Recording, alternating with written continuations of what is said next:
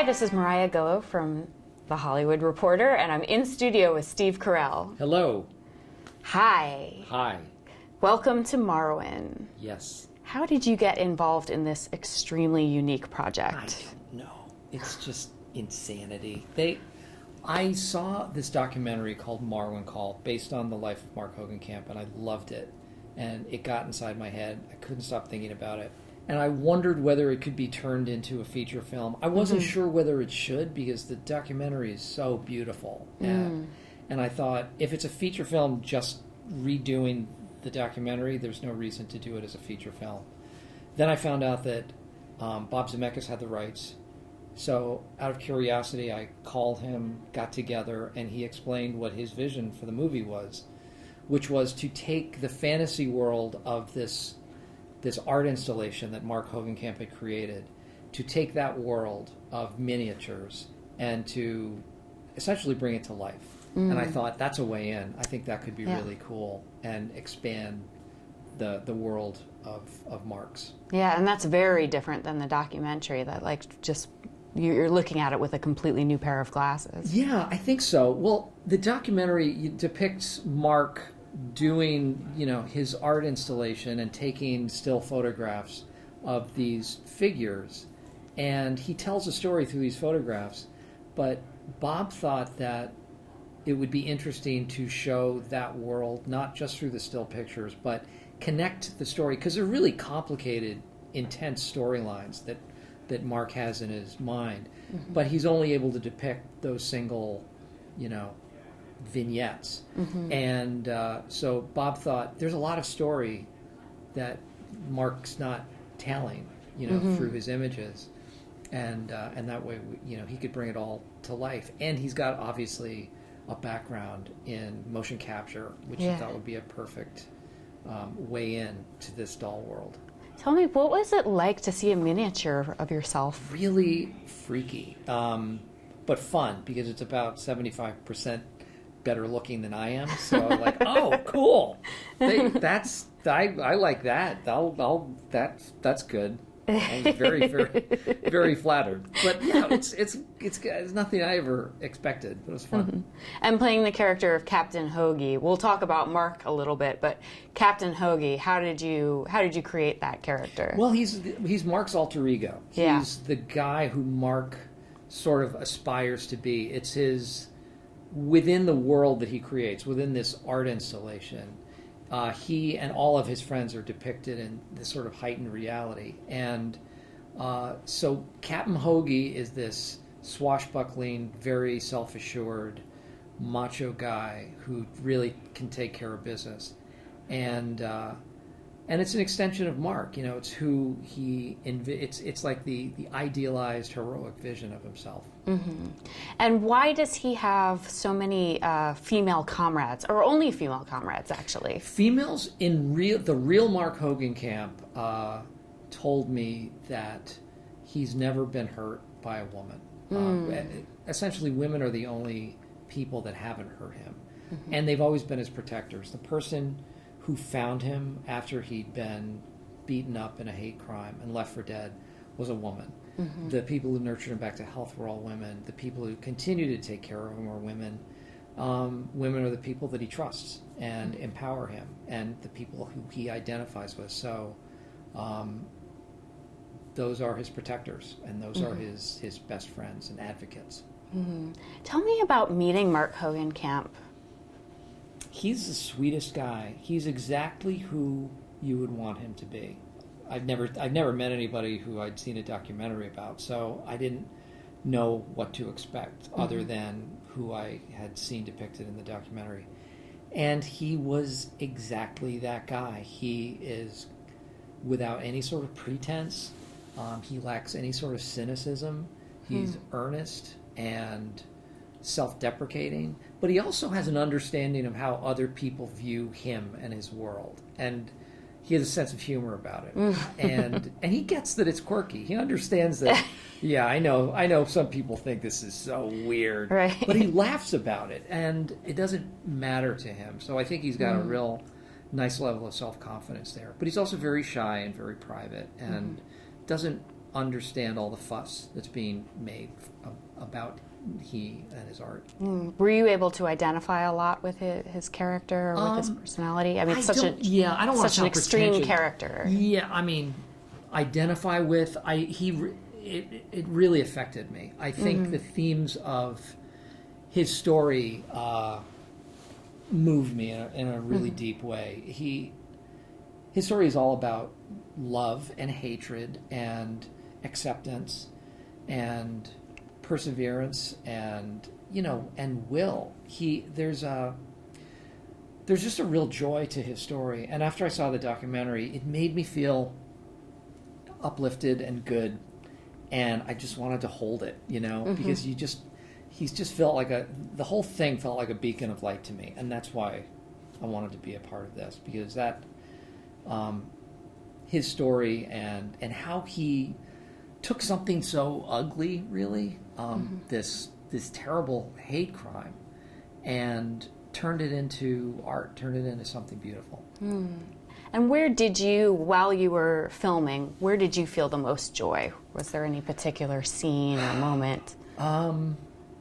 When others are coming into his world for the first time, and he's explaining who these people are in his world, and inviting a stranger in to witness it for the first time. I think there's a sense of joy there, because once you get the world, once you're invited in, I think you are, at least I felt this way when I went and met him, I think you are sort of overwhelmed by the sense of joy and spirit and sense of goodness to him.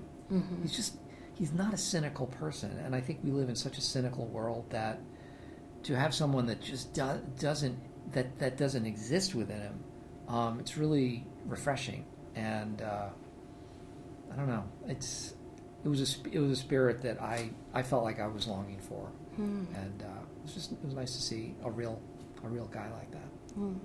And when you had to play Mark's trauma, there's a lot of special effects around the trauma. He goes into he kind of gets sucked into his other world when he's feeling traumatized. So as an actor, where did you, was it difficult to feel the trauma and then know it was kind of going into this other world, or were you... It's so hard to tell what is happening as an actor in this movie, because so much of it goes between these two different worlds, and one of the worlds obviously doesn't exist when you're filming the first part of it, so it's all imagination, like what you're looking at, where it's jumping in and out, and I just relied on Robert Zemeckis to kind of walk me through what was happening. Your Mark feels like he's in the middle of this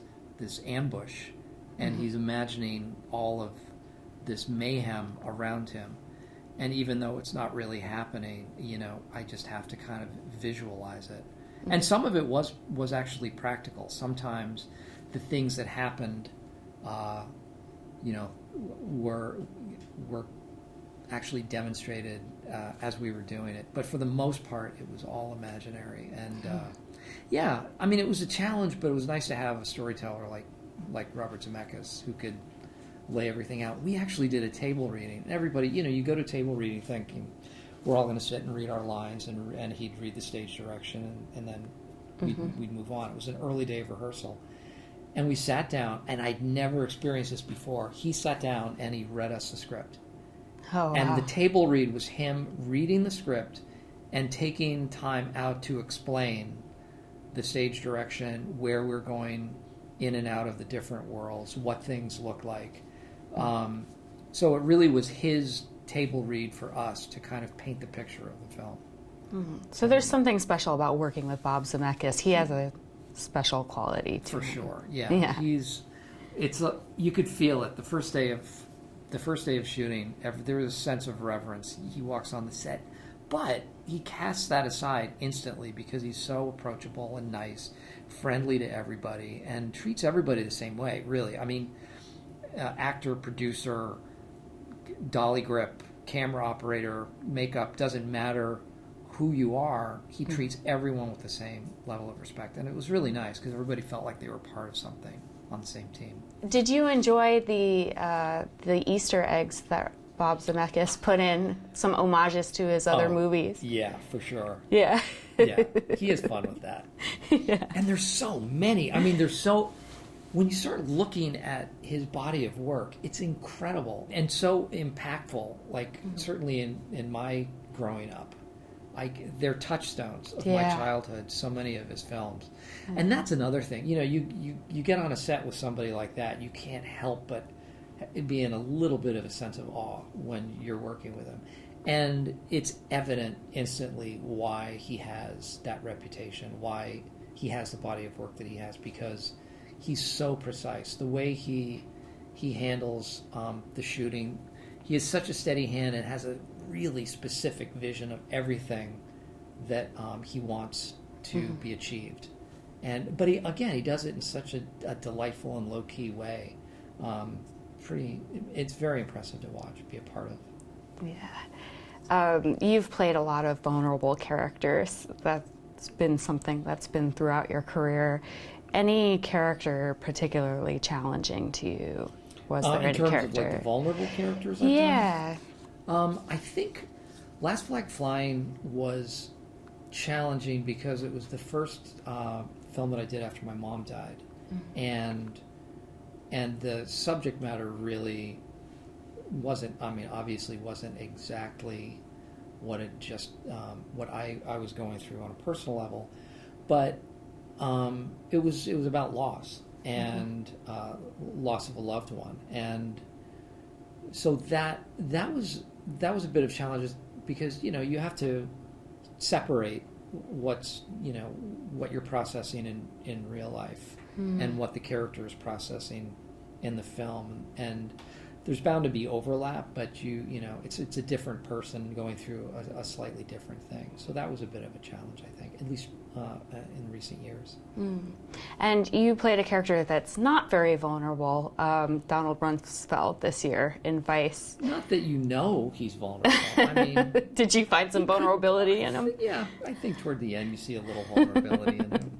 Do you ever miss being on the forefront of political humor?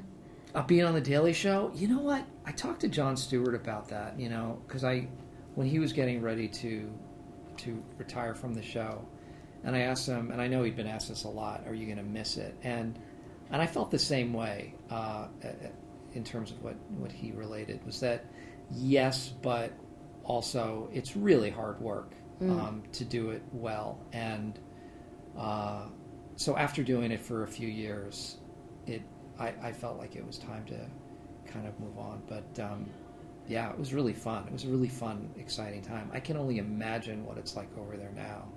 I mean, they have a very full plate, for sure. Yes, they do. So you started off this year with Beautiful Boy, and you've ended with Welcome to Marwen. Is there anything about the nature of addiction that you've learned from both of those movies?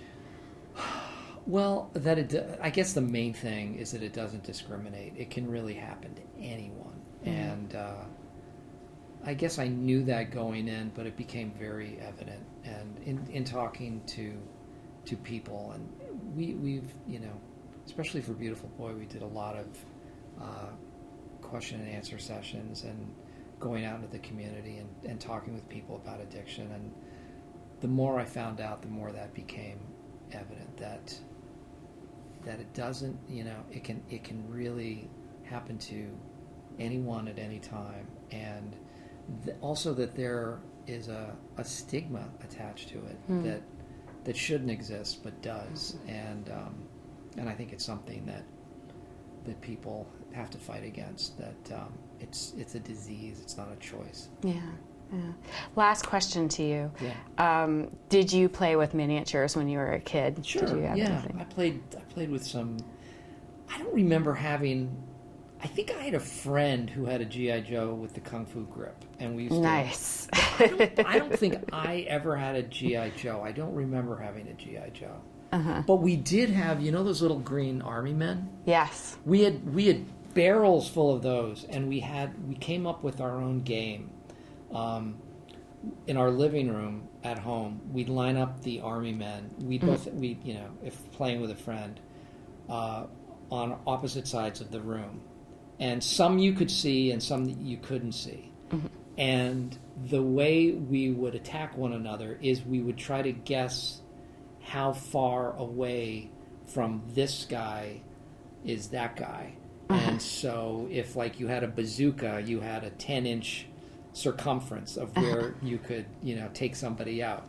And so if you guessed the right, like, oh, that's 72 inches, and you were within that, so way too long. So but yeah. So you're taking out the measuring tape. They get out the measuring tape. And it seems like a really boring game to play, but we loved it. Yeah. It was really fun. So yeah, we had those little green army men. Did you ever try to melt them with a magnifying glass? Yes, we did.